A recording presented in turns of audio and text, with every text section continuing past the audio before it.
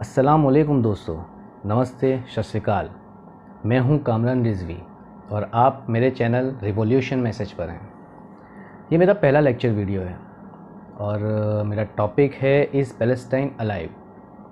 आप लोग ये सोच रहे होंगे कि ये पैलेस्टाइन को अलाइव मतलब कि ज़िंदा या मुर्दा, मैंने ऐसा टॉपिक क्यों रखा। तो इसका मकसद कुछ सच्चाई बताना था, जिसकी वजह से पता चले कि सच में पैलेस्टाइन ज़िंदा है या मुर्दा। सबसे पहले हम समझते हैं कि पैलेस्टाइन वर्ड कहाँ से आया। पैलेस्टाइन जो वर्ड है वो फ़िलिस्तीन वर्ड के नाम पर सुन गया है। अब उस वर्ड को फ़िलिस्तीन से पैलेस्टाइन किया गया और पैलेस्टाइन जो था वो एक ज़माने में अरब कंट्री में आया करता था, जो single one and only Arab country थी। और कई ऐसे हुक्मरान रहे जिन्होंने पैलेस्टाइन के ऊपर हुकूमत की, बट वो अरब कंट्री के अंदर था तब हो रही थी। सबसे ज़्यादा हुकूमत उस पर ऑटोमन एम्पायर ने करी, जिसको हम खिलाफत उस्मानिया भी कहते हैं। जैसे हम अपने मुल्क इंडिया के बारे में भी जानते हैं कि अंग्रेज़ों ने इस मुल्क के अंदर डिवाइड एंड रूल वाली नीति अपनाई थी कि पार्टीशंस करो और रूल करो। वही चीज़ अरब में भी हुई। अरब कंट्री के अंदर अलग अलग उसके डिवीज़न हुए। डिवीज़न में से एक टुकड़ा जो था वो बना पैलेस्टाइन। 1917 में अरब को अंग्रेज़ों ने जीत लिया था और 1923 में पूरे अरब कंट्री के पार्टीशंस हो गए। अब सबसे बड़ा इशू ये होता है खड़ा, जिससे हम ये सवाल रखते हैं कि पैलेस्टाइन ज़िंदा है या नहीं। तो वो सवाल ये है इज़राइल और पैलेस्टाइन के बीच का, क्योंकि सबसे बहुत बड़ा इशू चल रहा है इज़राइल और पैलेस्टाइन का। हम देख भी रहे हैं, जान भी रहे हैं, मगर कुछ समझ नहीं पा रहे हैं। ठीक है, इज़राइल चाह रही है कि पैलेस्टाइन की जितनी भी सरहदें हैं वो उनके अंडर में आ जाएं। ठीक है, और मस्जिद अक्सा का जो मामला है वो भी बॉर्डर के ऊपर आ रहा है। एक तरफ इज़राइली फ़ौज खड़ी रहती है तो एक तरफ पैलेस्टाइन। ठीक है, तो ये इशू है, पर इसको समझने के लिए सबसे पहले हमें समझना पड़ेगा कि यहूदी ज्यूस ये लोग यहाँ आए कैसे। ज्यूस के बारे में, यहूदियों के बारे में सब जानते हैं कि हिटलर ने उनके ऊपर बहुत नाइंसाफ़ी की, उनकी जगह कत्ल गारत कर दिया था। बहुत कत्ल गारत हुआ, मारा गया लोगों को, लाखों की तादाद में यहूदियों को मार दिया गया। अब सवाल उठता है हिटलर ने ऐसा किया क्यों, ये वजह क्यों, ऐसी नफ़रत हिटलर के अंदर आई क्यों। अब यहूदी प्रेसिडेंट्स हैं या लीडर्स हैं इज़राइल के, वो लोग ये इल्ज़ाम लगा देते हैं कि मुसलमानों ने हिटलर को चढ़ाया था, मतलब उसके कान भर दिए या उसको कुछ भी यहूदियों के बारे में बता दिया। बट हिटलर कोई छोटा बच्चा तो था नहीं, कुछ तो उसके साथ भी हुआ होगा ना, कि जिस वजह से वो इतनी नफ़रत करने लगा। बात शुरू होती है सेकंड वर्ल्ड वॉर से। सेकंड वर्ल्ड वॉर के अंदर हिटलर खुद अपनी आर्मी का सोल्जर था। वो अपनी आर्मी के साथ सेकंड वर्ल्ड वॉर में था और जाहिर सी बात है, वॉर का मामला होता है, लोग मर रहे होते हैं, आमने सामने एक दूसरे को मार रहे होते हैं। ऐसी सिचुएशन में हिटलर की आर्मी को नुकसान बहुत हुआ। हिटलर की आर्मी वॉर के एंड में जीत गई, मगर नुकसान उनको बहुत हुआ आर्मी का। अब जब हिटलर ने इस चीज़ के बारे में जाना तो उसने देखा कि जो पीठ में छुरा घोंपने वाले लोग थे वो लोग थे यहूदी। कि यहूदी जो थे, इन लोगों ने किया ये, इन लोगों ने सामने ओपोनेंट आर्मी को सारे प्लेसेस बता दिए, या जहाँ जहाँ से हो सका इन लोगों ने वो चीज़ें करी कि हिटलर की आर्मी को बहुत नुकसान हो। ये कोई मैं अपनी मनगढ़ंत बात नहीं बता रहा हूँ, आप इसके बारे में रिसर्च कर सकते हैं, आपको इसके बारे में आंसर मिल जाएंगे।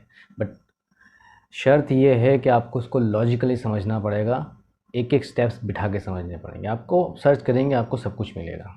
ठीक है, उसकी आर्मी को नुकसान हुआ और वो देश प्रेमी था अपना। उसने देखा कि सिर्फ एक कौम के लोग ही हैं जो मुझे नुकसान पहुंचा रहे हैं, बाकी मेरा अपना देश किसी और कौम के लोग नुकसान नहीं पहुंचा रहे हैं। ठीक है, उसने जब सत्ता में आया तो वो जो नफ़रत उसके अंदर फैली हुई थी, उस नफ़रत को उसने बाहर निकाला। उसने मानना शुरू कर दिया कि तुम धोखेबाज हो। जब तुम हमारी कंट्री में रह रहे हो तो फिर तुमने हमारी कंट्री से वफा करने की जगह पे सामने वाली कंट्री को हमारी कंट्री के बारे में सब बताना शुरू कर दिया।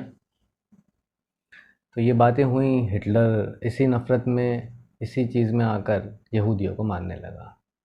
मारते मारते मारते मारते कुछ यहूदी, कुछ काउंटेबल थे, आप गिन लो उनको, इतनों को उसने छोड़ दिया। और उसने ये भी कहा लोगों से, अदर कंट्रीज से, कि मैं इन्हें दफ़ा कर रहा हूँ यहाँ से, मगर आप लोग जो है इनको किसी को भी एक्सेप्ट मत करना। खैर, यहूदी आए ऑटोमन एम्पायर के पास। ये तब की बात है जब ऑटोमन एम्पायर टूटा नहीं था। ऑटोमन एम्पायर 1923 में टूटा था। उसके पहले ये लोग आए थे। जब सुल्तान हमीद करके वहाँ का बादशाह था, उसने इन लोगों को पनाह दी। सुल्तान हमीद इस्लामिक उस पे चलता था, नेचर पे। और इस्लामिक नेचर कहता है कि किसी भी के साथ, किसी के भी साथ आप ज़्यादती नहीं कर सकते। वो इंसान है, उसको उसका हक देना चाहिए, भले ही फिर वो किसी भी मज़हब का हो। बट ये था कि हिटलर ने जिस तरह की वार्निंग दी थी, उस हिसाब से हर कंट्री ये सोचती थी कि नहीं, कहीं कुछ गलत ना हो जाए। इसलिए सुल्तान हमीद ने जितने भी यहूदी आए थे उनको एक अलग अलग प्लेस दिए। मतलब कुछ को कहीं, कुछ को कहीं, ऐसे अलग अलग एरियाज़ दिए। और इन एरियाज़ में यहूदी रहने लगे। अब ये लोग रह रहे थे, रहते रहते ये जो इनको एरियाज़ मिले थे, ये सारे पैलेस्टाइन में थे, ओल्ड पैलेस्टाइन में।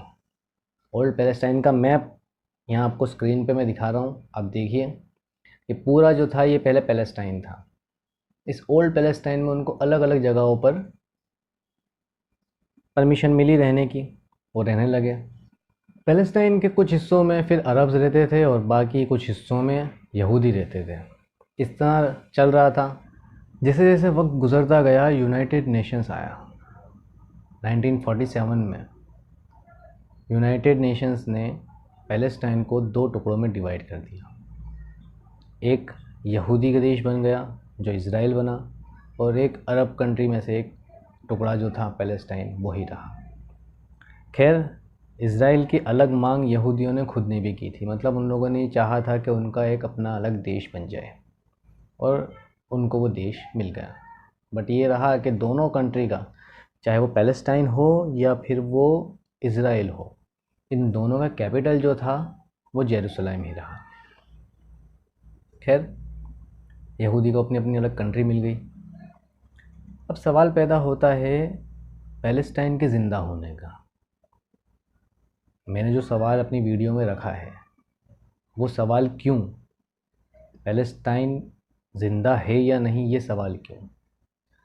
तो सीधा सा लॉजिकली हम इस बात को समझते हैं, और इंसानियत के नाते हम इस चीज़ को समझते हैं कि पहली चीज़, एक अरब कंट्री, ठीक है, अच्छी बड़ी कंट्री थी, उसका एक छोटा सा टुकड़ा पैलेस्टाइन, उसके भी दो टुकड़े हुए, एक इज़राइल और एक पैलेस्टाइन। अब वो छोटा सा टुकड़ा जो ज़रा सा आगे रह गया है, उस छोटे से टुकड़े के पास ना कोई आर्मी, ठीक है, ना कोई डिफेंडिंग ऐसी चीज़ कि वो खुद को डिफेंड कर सके किसी अटैक से। नॉर्मल पब्लिक वहाँ रहती है, नॉर्मली अपना काम करते हैं।